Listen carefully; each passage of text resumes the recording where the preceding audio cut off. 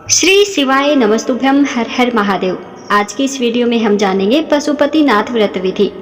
भगवान पशुपतिनाथ का व्रत सभी मनोकामनाओं को पूर्ण करने वाला व्रत है। यह व्रत सोमवार के दिन किया जाता है। यह भगवान शिव शंकर को समर्पित है। पशुपतिनाथ का व्रत बहुत ही साधारण तरीके से किया जाता है।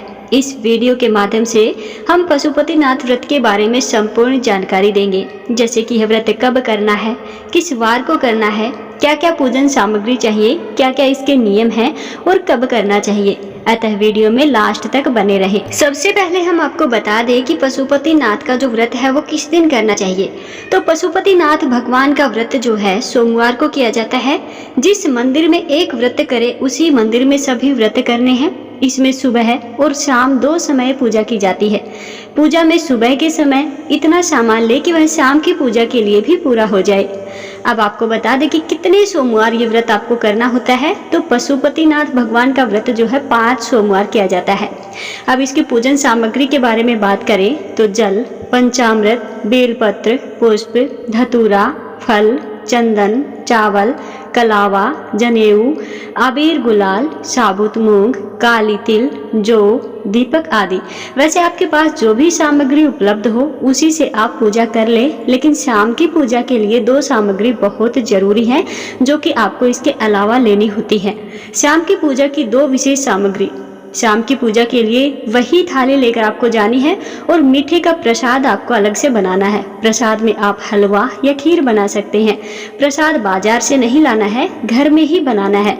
और प्रसाद को इतना ही बनाएं जितना आप मंदिर में ले जा सकते हैं। घर पर छोड़ करके आपको नहीं जाना है। उसमें से किसी को खाने को भी आपको नहीं देना है।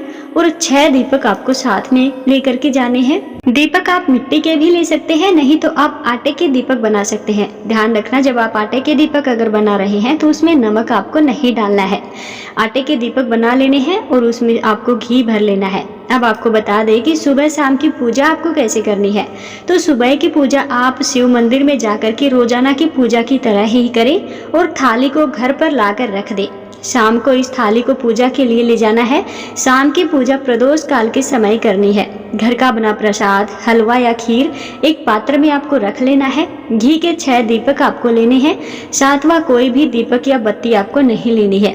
सबसे पहले 6 दीपक हमें मंदिर में जमीन पर रख लेने हैं और दीपक के नीचे कुछ चावल या पुष्प रख लेने हैं, क्योंकि दीपक खाली जगह पर नहीं रखते हैं। इनमें से 5 दीपकों को प्रज्वलित आपको कर लेना है। 6ठा दीपक हमें प्रज्वलित नहीं करना है, लेकिन थाली से जमीन पर जरूर रखना है। फिर प्रसाद को भी दोना या पत्तल में 3 हिस्सों में आपको बराबर बराबर बांट लेना है।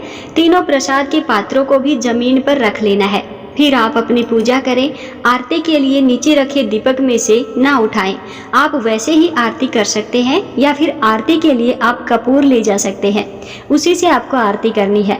व्रत करने का संकल्प लें और अपनी मनोकामना भी शिव शंकर से कहें। प्रसाद के एक हिस्से को अपनी थाली में रखें, 2 हिस्से मंदिर में ही छोड़ दें। बिना प्रज्वलित करे दीपक को भी अपनी थाली में रखें और घर पर आ जाएं। घर में प्रवेश करते समय सीधे हाथ की तरफ मुख दहलीज जो होता है, घर का जो मुख्य दरवाजा होता है, वहां पर उस दीपक को अपनी मनोकामना कहते हुए प्रज्वलित करें और अंदर प्रवेश कर जाएं। अब आपको बता दें कि व्रत आपको कब खोलना है। शाम के समय जब आप शाम की पूजा कर लें उसके बाद व्रत खोलें। पहले घर लाए हुए प्रसाद को पाना है।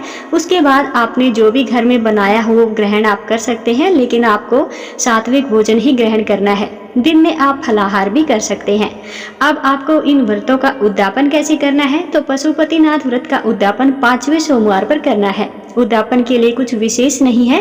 पूरी पूजा चारों सोमवारों की तरह ही आपको करनी है। बस हमें एक नारियल और 108 कोई भी वस्तु लेनी है, जैसे 108 बेलपत्र, मूंग, चावल, पुष्प, जो भी आपके पास उपलब्ध हो, या फिर मनोकामना अनुसार कोई भी 108 वस्तु आप ले सकते हैं।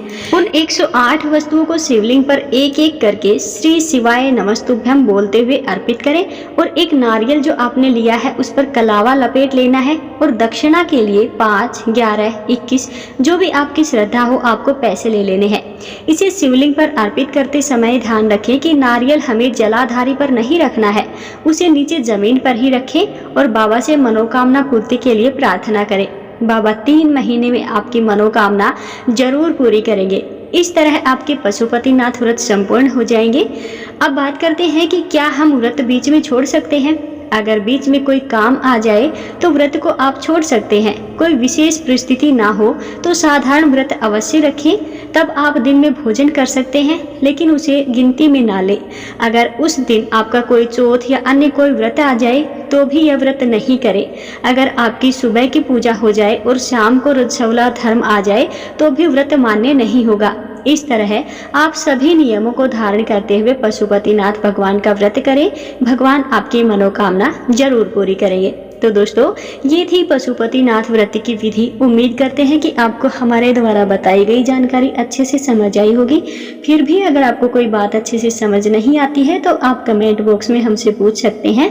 वीडियो अच्छी लगी हो तो वीडियो को लाइक करें, शेयर करें और कमेंट बॉक्स में हर हर महादेव की हाजिरी जरूर लगाएं।